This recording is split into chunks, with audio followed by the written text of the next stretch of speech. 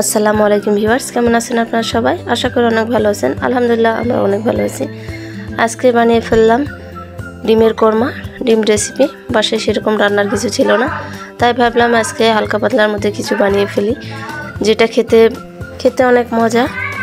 তো ভাবলাম এটা আমি আজকে আপনাদের সঙ্গে শেয়ার করব, যার কারণে এটা আমার করা আজকে। এটা পেলে বাচ্চা থেকে বড় সবাই অনেক বেশি খেয়ে ফেলবে আর কি। তো আজকে আমার রান্নাটি আপনাদের কাছে কেমন লাগবে অবশ্যই কমেন্টে জানাবেন। কিন্তু এটা ভীষণ একটা লোভনীয় একটা খাবার বলতে পারেন। মাত্র কয়েকটি উপকরণে সামান্য কয়েক মিনিটের ব্যবধানে রান্না করে ফেলতে পারেন, যাদের কাছে হাতে কম সময় থাকে আর কি, তাদের জন্য এই রেসিপিটি। চলুন তবে শুরু করি। এটা আমি কিভাবে বানিয়ে ফেললাম আপনাদের সঙ্গে শেয়ার করব। প্রথমে তো একটা প্যান নিয়ে নিলাম, এখানে দিয়ে দেবো এখন তেল, রান্নার রেগুলার তেল, সয়াবিন। তেলটা গরম হয়ে আসতেছে, এরপর আমি দিয়ে নেব সামান্য পরিমাণ 1 চামচ হবে, মাঝে অ্যাড করে ফেলবো আমি 1 চামচ ঘি। আমার তাওয়াতে পানি ছিল, যার কারণে তেলটা গরম হয়ে এলে ঘি দিয়ে দিলাম। এরপর ঘিটাকে একটু গলিয়ে নিচ্ছি, এটা আমার ফ্রিজে রাখা ছিল, যার কারণে এরকম হচ্ছে। এরপর দিয়ে দিলাম আমি কুচি করে রাখা পেঁয়াজ, এটা আমি বেরেস্তার করব। এভাবে আমি কিছুক্ষণ পেঁয়াজটাকে ভেজে নিচ্ছি। বেরেস্তা হয়ে গিয়েছে, আমার পেঁয়াজটাকে ভাজা হয়ে গেছে, এভাবে আমি লাল লাল করে ভেজে নিয়েছি। এবার এগুলোকে উঠিয়ে নেব, তুলে ফেলবো আর কি। এবার গরম তেলে সামান্য পরিমাণ লবণ দিয়ে দিলাম, ডিমগুলোকে ভেজে নিব, যাতে করে ডিমগুলো তেলে দেওয়ার সঙ্গে সঙ্গে ফুটে না ওঠে। এরপর আমি একটা একটা করে ডিমগুলোকে দিয়ে দিচ্ছি। ডিমের গায়ে পানি ছিল, এভাবে আমি সবগুলো ডিম দিয়ে দিলাম। হালকা করে এটাকে একটু ভেজে নিতে হবে। ডিমটাকে আমি হালকা একটু ভেজে নেব, কড়া করে ভাজবো না। কড়া করে ভাজলে উপরের চামড়াটা ড্রাই হয়ে যাবে, রাবারি হয়ে যাবে যাকে বলে আর কি। আমি সামান্য একটু ভেজে নেওয়ার পরে ডিমটাকে তুলে নেব। ডিমটা তুলে নেওয়ার পরে দিয়েছিলাম পেঁয়াজ। সামান্য পেঁয়াজটাকে একটু ভেজে নেওয়ার পরে লাল লাল হয়ে আসার পরে আমি দিয়ে দিলাম গোলমরিচ কয়েকটা, তেজপাতা, এলাচ আর দারচিনি দিয়েছি। এভাবে একটু ভেজে নিতে হবে আর কি। মশলাগুলোকে একটু ভেজে নিচ্ছি। এই খাবারটা, ডিমের এই খাবারটা আমার বাচ্চারা ভীষণ পছন্দ করে। এর মধ্যে আমি দিয়ে দিব আর কি 1/2 চামচ আদা বাটা। এটা দেওয়ার পরে এটাকে ভালো করে মিশিয়ে নিচ্ছি।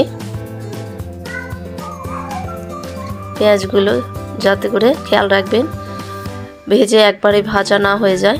এরপর দিয়ে দিলাম পেঁয়াজ বাটা, বেটে রাখা পেঁয়াজ। এইভাবে এগুলোকে নেড়ে নিচ্ছি, সামান্য একটু ভেজে নিতে হবে এগুলোকে। এরপর আমি একটু পানি অ্যাড করে নিচ্ছি পেঁয়াজটা সেদ্ধ হওয়ার জন্য। এভাবে আমি নেড়ে চেড়ে নিচ্ছি সুন্দর করে। 1 মিনিট জাল করে নিয়েছি। এরপর বাকি মশলাগুলো অ্যাড করব। দিয়ে দিলাম লাল মরিচের গুঁড়া 1 চামচ,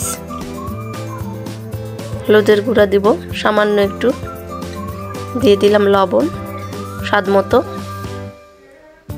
এগুলো মিশিয়ে নিতে হবে। আবারও আমি সবগুলো মশলাকে মিশিয়ে নেব, এভাবে নেড়ে চেড়ে নিতে হবে। যদিও পেঁয়াজের জিনিসপত্র সব সময় লেগে যায়, যার কারণে অনবরত নাড়তে থাকতে হবে। বাস, এরপর আমি দিয়ে দেব জিরার গুঁড়া। মশলাগুলোকে আমি কষিয়ে নিয়েছি, দেখতে পাচ্ছেন তেল ছেড়ে দিয়েছে। এ ফাঁকে আমি দিয়ে দিচ্ছি বাদাম পেস্ট করে রাখা। আপনারা চাইলে কাজু বাদাম, কাঠবাদামও দিতে পারেন। আমি এখানে চীনা বাদাম অ্যাড করেছি, আমার বাসায় এটাই ছিল। এভাবে সুন্দর করে এটাকেও কষিয়ে নিতে হবে। আমি নেড়ে চেড়ে নিচ্ছি।